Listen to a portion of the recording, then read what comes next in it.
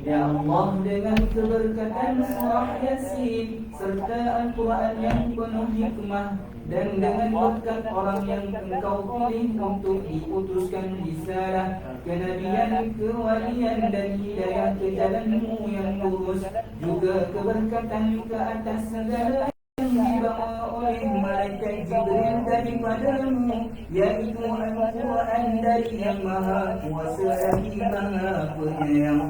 Ini pun keberkatan dengan khasiat huruf-huruf dan nama-nama yang sempurna, serta dengan apa yang Engkau zahirkan penciptaan dari ayat-ayat keterangan yang nyata, dan dengan kehalusan serta kelembutan-Mu yang menenangkan setiap keresahan dan membebaskan setiap yang terpenjara.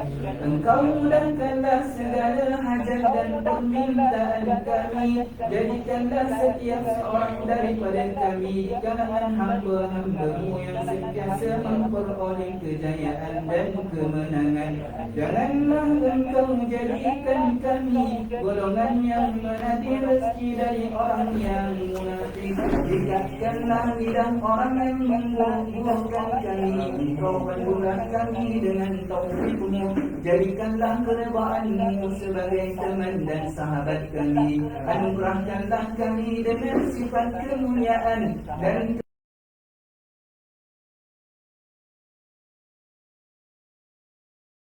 Allah. Ya Allah, perkenankanlah doa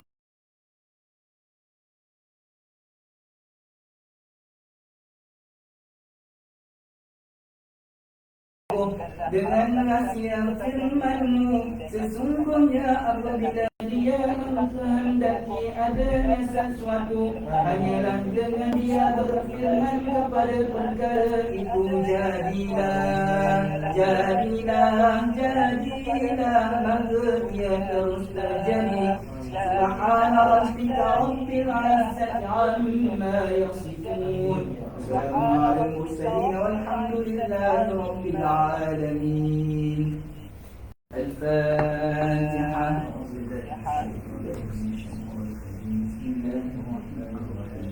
Alhamdulillahi rabbil alamin. Ar-Rahmanir Rahim, Maliki yawmiddin.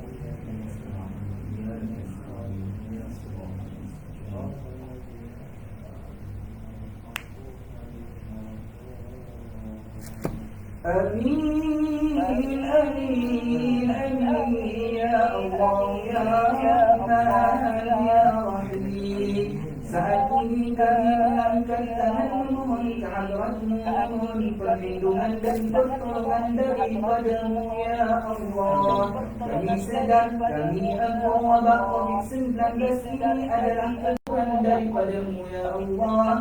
Maka ampunkan segala dosa kami, kesalahan dan kesilapan kami, ya Allah. Ya Allah, bantulah kami hamba-hamba-Mu yang lemah ini, ya Allah. Angkat dan hapuskanlah wabah ini, lenyapkannya, ya Rabbal Alamin. Lindungilah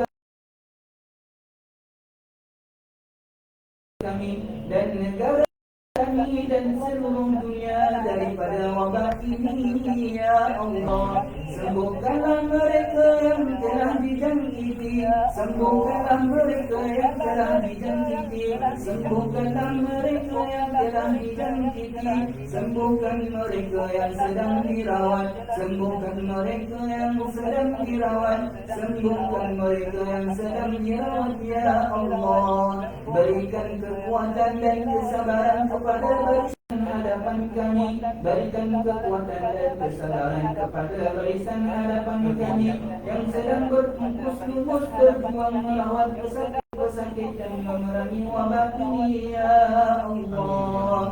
Ya Jabbar, ya Mutakabbir, sungguh kami amat sedih dengan apa yang menimpa kami, ya Allah. Hanya Engkau-lah yang Maha berkuasa. Berilah kami kekuatan, ya Allah. Berilah keupayaan agar kami menghadapi semua ini, ya Allah.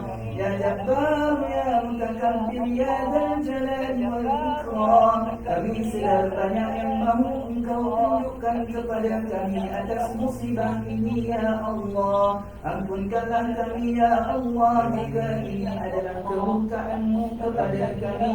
Jangkitlah hati kami agar kami sedar akan kesilapan yang telah kami lakukan. Semoga kami sentiasa bermuhasabah diri kami ya Allah. Rabbana atina fid dunya hasanah wa fil akhirati hasanatan wa qina adzaban nar. Subhana rabbika rabbil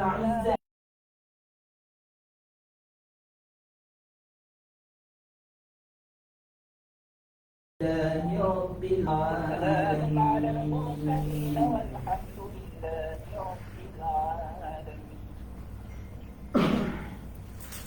Alhamdulillah, muslimin Allah Subhanahu wa taala. Selesai kita membaca surah Yasin dan doa atas kesukaan daripada wabak. Seterusnya saya kira Dr. Surah dah bersedia bersama kami ya. Betul? Ya, insyaAllah. InsyaAllah sampai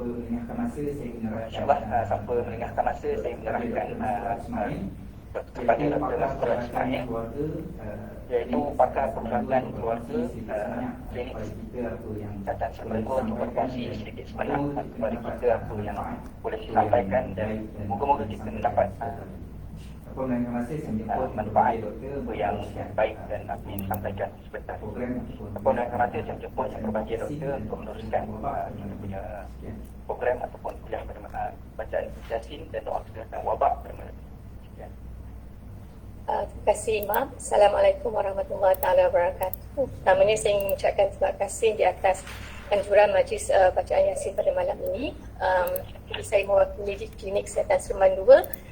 Saya ingin mengambil masa sedikit untuk memperkenalkan berkenaan dengan garis panduan yang kita panggil Greater Klang Valley Task Force, iaitu apa yang baru dalam pengendalian jangkitan COVID.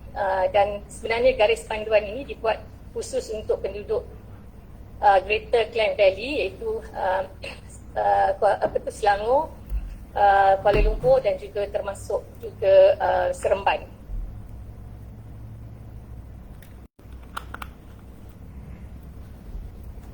Ya, slide saya tak perlu.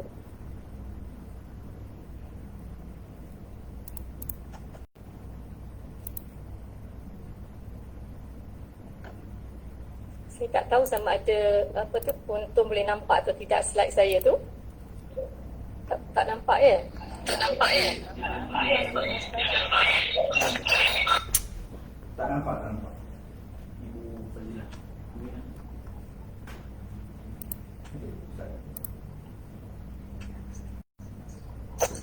Tak share je. Suruh doktor present sekali. Mungkin doktor boleh present sekali. Paparkan untuk kita tengok sekali. Boleh nampak ke sekarang? Ada. Dah boleh dah? Ada. Boleh ya? Nampak dah. Boleh nak digerakkan pula.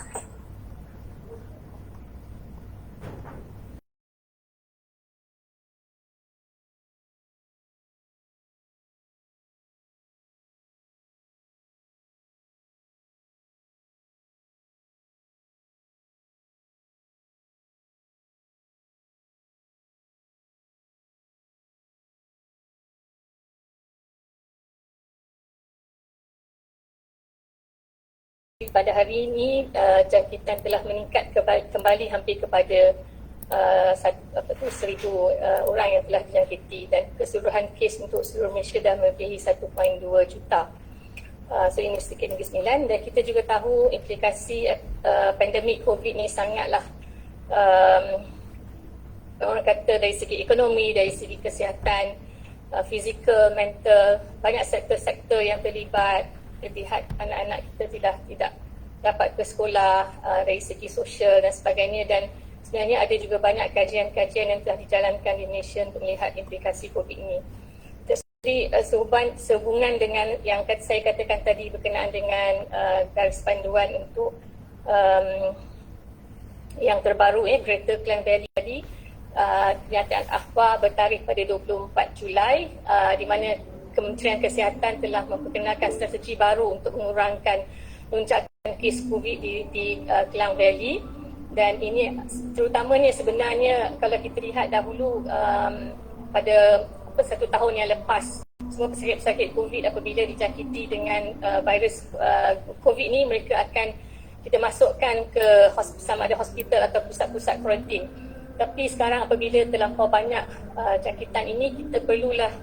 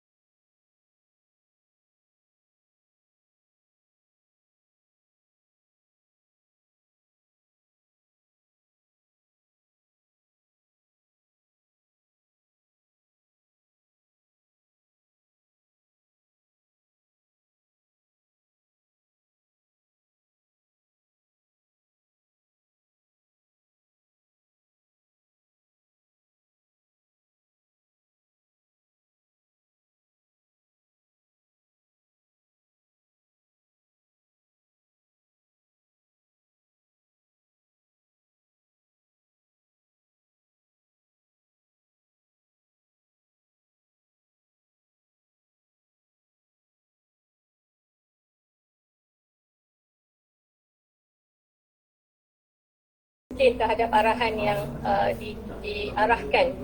Jadi antara langkah-langkah adalah memastikan ada seorang penjaga yang tidak ada faktor risiko yang boleh orang kata untuk membantu keseluruhan dalam rumah itu. Tapi pesakit tadi tidaklah diberikan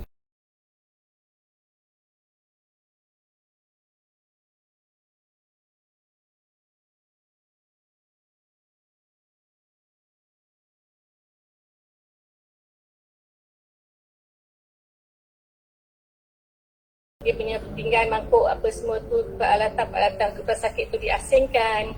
Pesakit tu sendiri hendaklah mendapatkan rehat yang mencukupi. Kalau dia ada demam, dia boleh ambil ubat-ubat demam dan sebagainya. Dan dia perlu melakukan pemantauan terhadap dia punya gejala. Jadi pada ketika ini saya kata tadi, mereka yang tiada gejala dan mereka yang tak ada gejala ni juga tidak ada faktor risiko seperti kalau dia berpenyakit macam ada kencing manis ke darah tinggi ke, yang itu tak masuk bawah ni ya. Jadi penyakit COVID tak ada gejala, sekarang dia dikuarantinkan di rumah dan pesakit-pesakit ini akan diberi apa yang kita kata perintah pengawasan dan pemerhatian ataupun dalam bahasa Inggerisnya home surveillance order. Jadi home surveillance order ni pun kalau dulu kena pergi ke klinik kan, dipakaikan gelang warna pink kan. Ingat kan, semua orang ingat gelang warna pink. Tapi sekarang home surveillance order ni akan diberikan melalui digital, iaitu melalui MySejahtera. Jadi setiap orang yang pesakit COVID tadi, dia mesti daftar, dia mesti mak turun dan mesti berdaftar dengan MySejahtera. Dan kad inilah yang di warna merah inilah merupakan yang akan terpapar dalam skrin MySejahtera dia. Dan selepas 10 hari barulah jika dia dah sihat, dia tak ada apa-apa masalah, lepas 10 hari beliau akan mendapat release order juga melalui secara aplikasi digital melalui MySejahtera. Okay, selain daripada itu, apa yang mereka yang tidak bergejala ni perlu buat, dia kena melengkapkan yang kita panggil home assessment tool, di mana setiap hari pesakit-pesakit ini perlu membuat pemantauan kendiri melalui MySejahtera juga, melaporkan pada setiap hari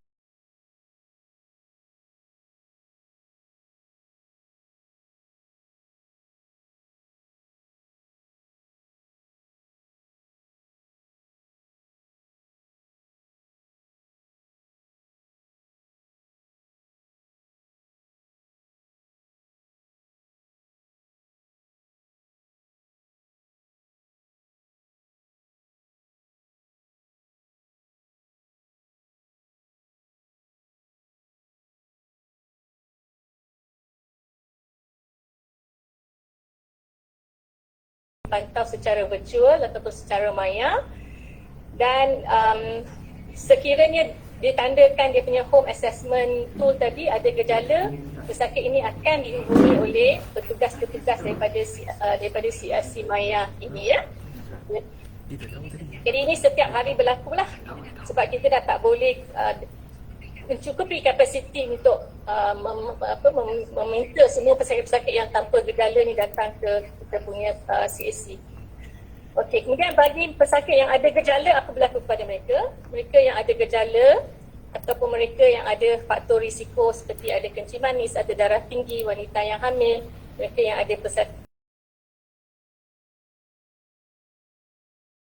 mereka ini perlu hadir secara fizikal ke kita punya.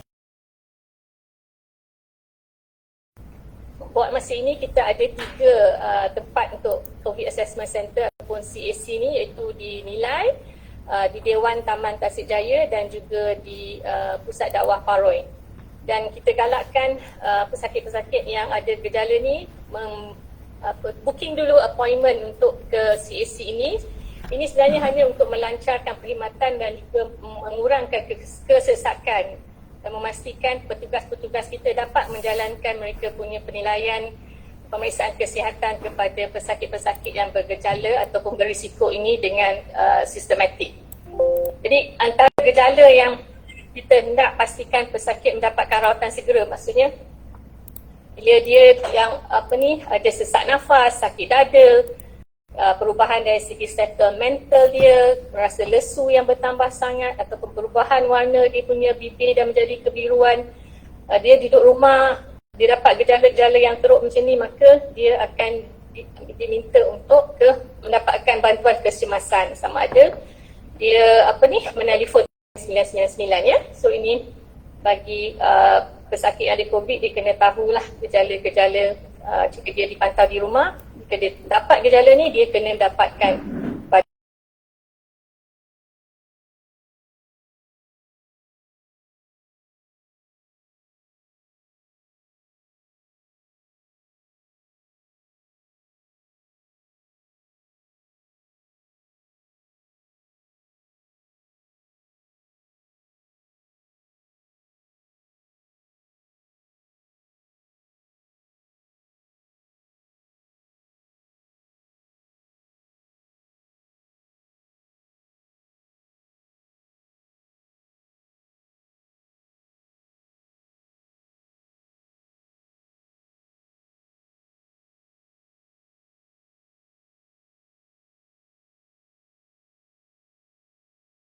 tentera dan untuk CAC Maya juga ini adalah tarikh tentera.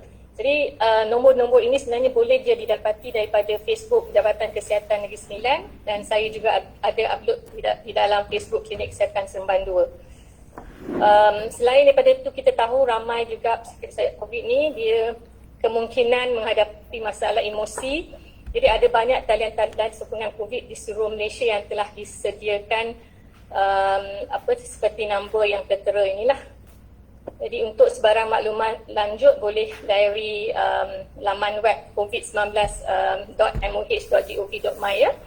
Jadi satu lagi saya ingin pesankan bagi pesakit COVID, mereka ini duduk di rumah, tentulah ada kita kata close contact ataupun kontak rapat.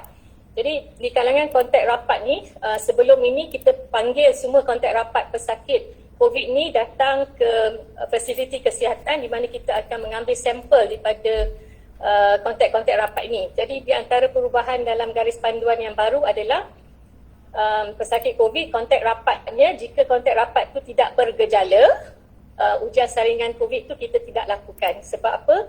Keseluruhan pesakit ni tadi dengan ahli keluarga tadi kita dah katakan akan dikuarantin di rumah. Hanya apabila kontak rapat yang tinggal bersama tu tiba-tiba dalam tempoh 10 hari yang dia dikuarantinkan tu mendapat sebarang gejala, dia boleh datang semula ke fasiliti kesihatan ataupun di klinik kesihatan yang terdekat dan barulah ujian sampel swab COVID tu akan dijalankan. Jadi itu antara perubahan besar yang berlaku lah dari segi pengendalian COVID untuk greater claim value. Jadi saya juga ingin memaklumkan sekarang ni kan di pasaran kan sibuk dah orang bercakap berkenaan dengan test kendiri yang menggunakan air liur, saliva. Jadi saya nak maklumkan di sini buat masa ini Kementerian Kesihatan dia approve 5 jenis brand saliva test ni. Dan jadi kalau ada sesiapa yang ingin dia ada gejala ke, dia nak buat di saliva test secara sendiri, pertama dia perlu pastikanlah test kit tu memang yang di-approve oleh Kementerian Kesihatan dan ianya mestilah dibuat dengan betul.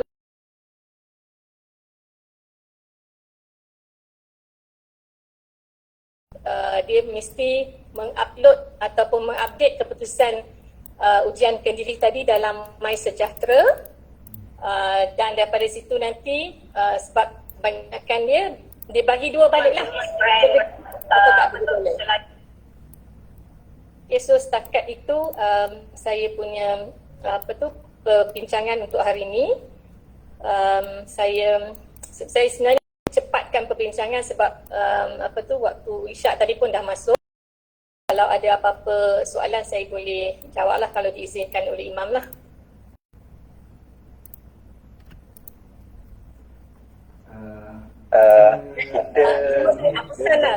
Dari segi tambah sikit lagi.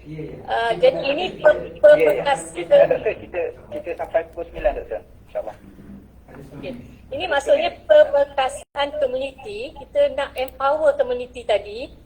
Bila kita kata quarantine di rumah, jadi mestilah betul-betul mengasingkan diri dan menjauhkan diri daripada ahli keluarga yang lain sebab kita nak bilangan jangkitan COVID ni kita harap kita dapat kawal dalam tempoh masa terdekat lah. Jika tidak nanti sektor ekonomi, kita punya anak-anak semua tidak dapat untuk menjalani kehidupan seperti biasa. Dan bagi siapa-siapa yang masih lagi tidak mendapatkan vaksin atau belum mendaftar vaksin lagi, sila daftarkan diri sebab pada masa ini kita dapati kes kematian akibat COVID ni ramainya adalah di kalangan mereka belum lagi mendapat vaksin COVID.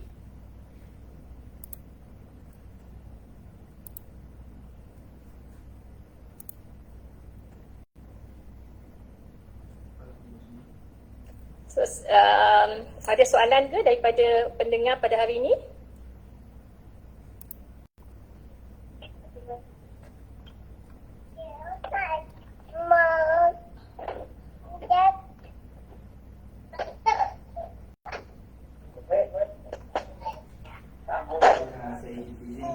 Saya izinkan untuk satu dua soalan ya. Siapa yang nak bertanya pada saya, ambil peluang untuk Selain daripada itu, mereka yang telah pun mendapatkan vaksin hendaklah menjaga SOP seperti biasa, kerana vaksin ni dia bergantung imuniti badan seseorang lah. Pada ketika ini ada juga kita dapati dah ambil vaksin, mereka terdedah juga kepada jangkitan tapi mendapat gejala yang ringan ya.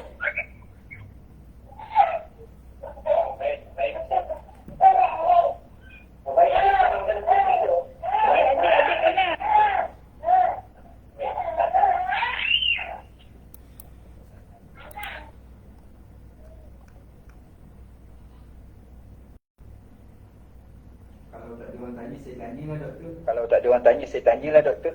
Boleh, silakan. Boleh. Boleh.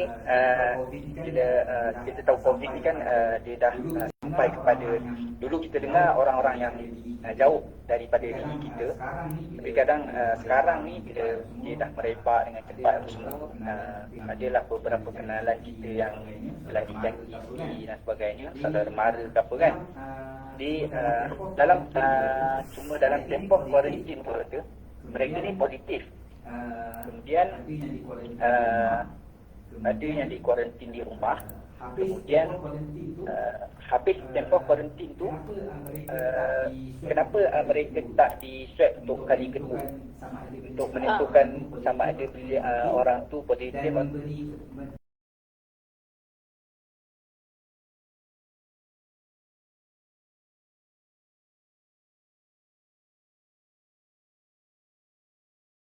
komunikasi dengan biasa lah, seperti biasa. Itu satu soalan yang baik, terima kasih.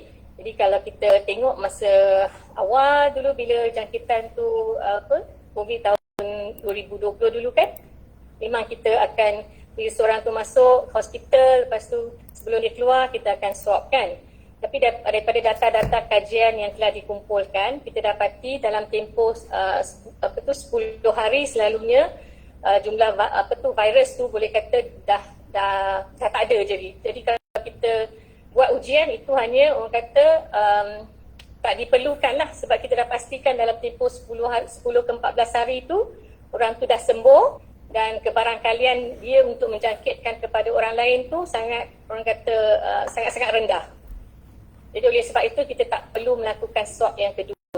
Selain daripada itu, bila kita dah tahu macam tu, kalau kita nak buat juga dia jadi satu beban kerja yang banyak lah kepada petugas-petugas makmal. Jadi tak perlulah lagi untuk dilakukan swab yang kedua. Jadi yang perubahan Greater Klang Valley ni pula, even orang yang kontak rapat, kalau dulu kontak rapat ada gejala ke tak ada gejala ke, kita swab dia. Tapi yang sekarang hanya yang bergejala saja kita test. Yang tak bergejala tu kita suruh kuarantin, duduk di rumah sampai 10 hari. Tiba-tiba dalam tempoh 10 hari tu ada gejala, datang balik ke klinik baru kita akan ambil sampel.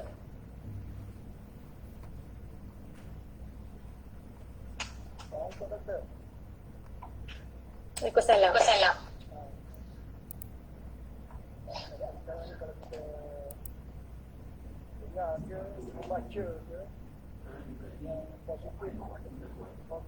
Tak apa-apa dengar.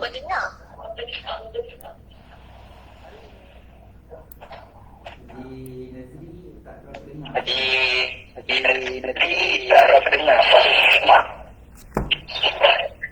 Hello. Okey. Tak dengar? Ya, teruskan Haji. Okey. Kalau kita lihat hari ini positif COVID-19 ni dah 20,000 kan? Ya. Okey. Yang menjadi kekeliruan, kebingungan kepada saya lah, dengan usaha-usaha yang telah kita buat, langkah-langkah yang diambil sama ada di pihak kesihatan, keselamatan dan sebagainya, sepatutnya semakin mengurang lah kan. So apakah pada pandangan doktor lah faktor utama yang menyebabkan positif ni bertambah ramai setiap hari? Kalau dikurang pun dalam 400, 500, 100, 200 saja. Betul Encik Ahmad Nazri. Kita pun rasa bimbang kan bila bilangan ni makin setiap hari. Jadi apabila saya pun bertugas di COVID assessment layan kepada pesakit-pesakit yang datang dan kita bertanya macam mana mereka mendapat jangkitan ni kan. Penolong pegawai persekitaran ya, mereka juga akan menjalankan siasatan dan juga akan mengesahkan sama ada kes ni betul-betul ada jangkitan ataupun tidak lah. Dan of course berdasarkan keputusan dia dan dengan siapa yang pesakit ni ada berhubung dalam tempoh daripada seminggu pun tarikh-tarikh yang dia daripada mula dia dapat simptom tu, tapi even seminggu sebelum tu kita tengok pergerakan dia ke mana. Dan kebelakangan ni kita dapati kebanyakan orang yang kena ni dia datang satu family. Maksudnya jangkitan tu bermula dengan bapa, kadang-kadang bawa balik dari tempat kerja, lepas tu seluruh keluarga dia akan kena.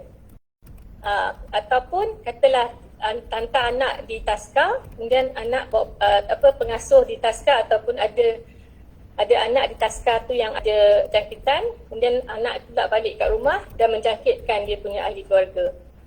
Jadi buat masa ini kebanyakan kluster pada sebelum-sebelum ni dia berlaku di tempat kerja lah, di kilang.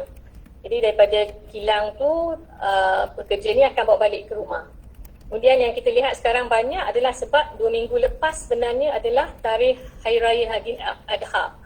Jadi pada ketika itu walaupun orang kata tak boleh pergi melawat ke rumah, tak boleh berziarah, tapi kita dapati ramai kita punya masyarakat ni kadang-kadang merawat adik dia satu taman atau taman sebelah.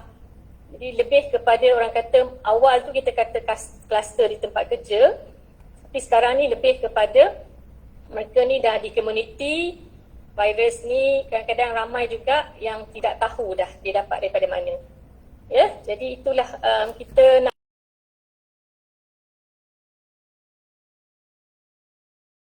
patuhi SOP dari segi pemakaian penutup muka. Kita selalu tak basuh tangan kita. Kemudian apabila dah ada gejala di rumah tu, adakah kita pergi mendapatkan rawatan dengan segera, pemeriksaan dengan segera untuk kita tahu kita ni dijangkit atau tidak, dan mengambil langkah-langkah yang betul untuk memastikan ahli keluarga kita tidak dijangkiti. Jadi dia berbagai faktor.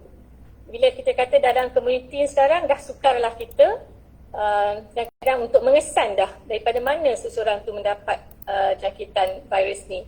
Jadi pada ketika ini saya ingin menasihatkan kepada semua orang lagi adalah betul-betul pastikan pakai pelitup muka. Kalau tempat tu ramai, jangan pergi.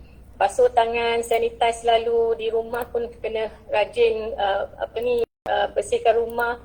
Ventilasi dalam rumah juga, pengudaraan juga perlu biarkan berangin lah supaya dulu saya ingat kena ada orang berfikir kalau dia tutup pintu virus tak masuk, tapi sebenarnya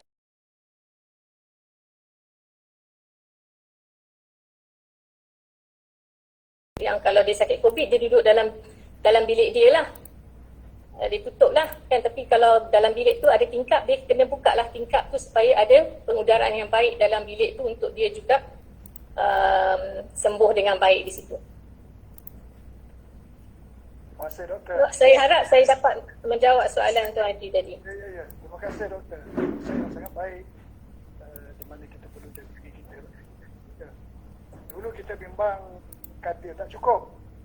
Hari ini bilik mayat pula penuh. Tempat mayat, tempat jenazah pula tak cukup.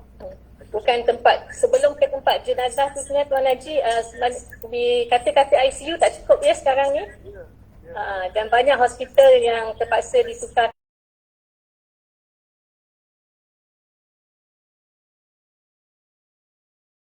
Doakan supaya kita nak semua permainan sendiri kekuatan tabah dan sabar hadapi keadaan ini, insya-Allah. Kita doakanlah. Terima kasih Tuan Haji. Bersama kita doa. Terima kasih doktor.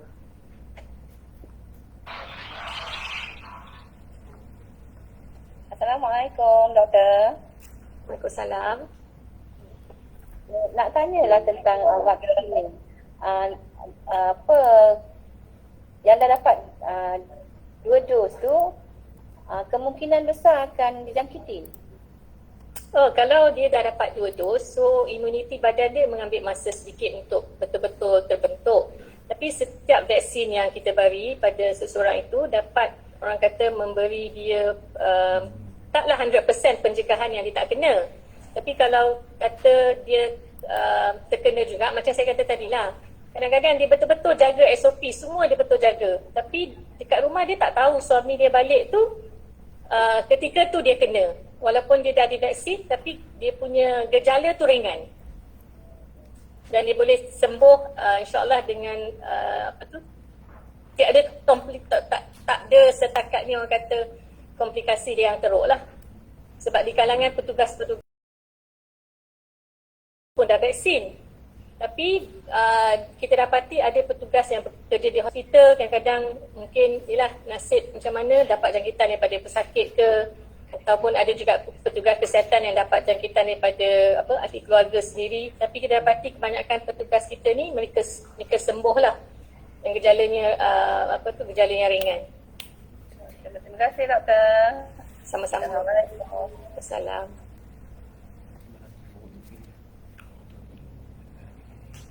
So, saya serah balik kepada Tuan Imam. Alhamdulillah, terima kasih kepada yang berbahagia Dr. Mastura Ismail, pakar perubatan kita Kesihatan Sembang 2 ni. Alhamdulillah perkongsian ilmu yang sangat menarik, jadi panduan dan nasihat buat diri kita semua dalam menghadapi keadaan dan semasa keadaan semasa sekarang. Kita juga sama-sama mendoakan, sentiasa doakan agar frontliner dan semua mereka yang berfokus dalam memastikan wabak ini segera lenyap. Allah Subhanahu Wa Taala memberikan kekuatan untuk terus meneruskan kerja-kerja yang berkaitan. Terima kasih sekali lagi kepada yang berbahagia doktor dan kepada semua yang terlibat. Kita doakan agar Allah Subhanahu Wa Taala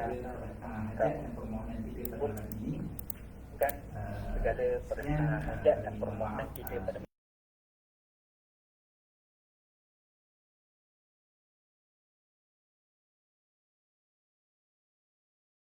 nanti kita akan sharekan slide yang sekian. Assalamualaikum warahmatullahi Assalamualaikum warahmatullahi wabarakatuh. Waalaikumsalam. Terima kasih semua dan doktor. Terima kasih semua dan doktor.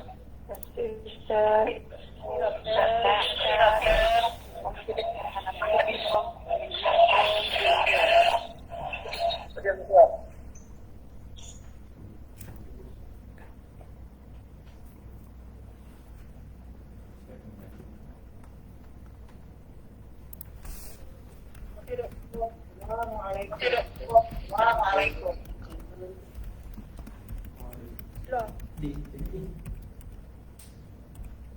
untuk manager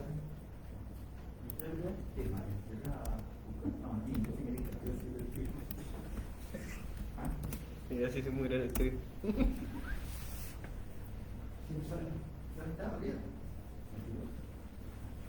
Saya panas juga. Orang memang tengah kata orang yang niat Muhammad kata tengah sesat kan. Oh tengah orang yang apa membaca usul Telafuz. yang mengeras yang baru usul sesat kan.